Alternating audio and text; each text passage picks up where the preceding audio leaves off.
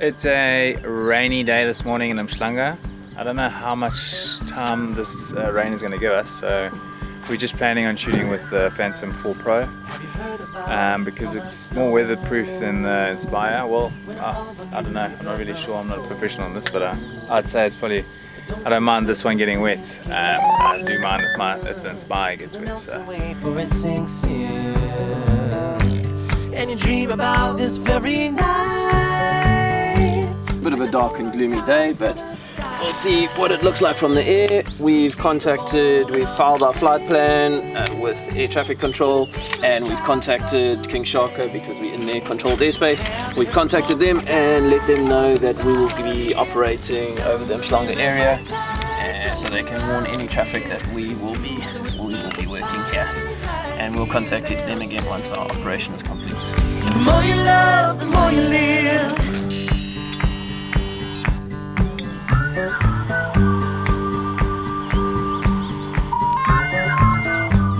Do you ever feel like going back when nothing seemed to be a bad? You ran until your legs gave way, and you cried and got back up again. And it's real to think that I could fly across a broken bridge in the fading light. Never thought ahead of my 2 feet. Never had a care in the world you see. Have you heard from the sky all about it? Down the river, high tide flows around it. Through the whispers of pines, I hear them sing. The more you love, the more you live. Tim flying the Umhlanga promenade here. We had a nice visit from Marshal Security, checking that we had all our paperwork in order, and we've got a member of Marshal Security with us, making sure we stay safe. The more you love, the more you live.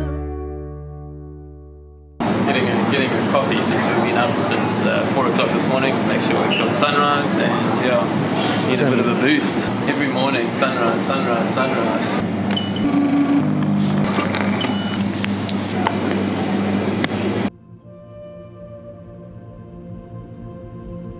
Just to reflect on the last few days that Tim and I have been out, it's been quite eerie and quite quiet and quite different, and it really sends a message to home that this is quite a serious situation, especially the beachfront with no one on the beach, which is a place that's usually packed on the weekends, and the quiet roads. It really does send an ominous signal out there. And but it's good to be out and documenting this, and I think to be able to show everyone at home that Durban, a lot of people in Durban are complying, staying home. But in the same turn, there are a lot of people out still providing essential services. So great to be out documenting this, and hopefully we can provide a good coverage to people.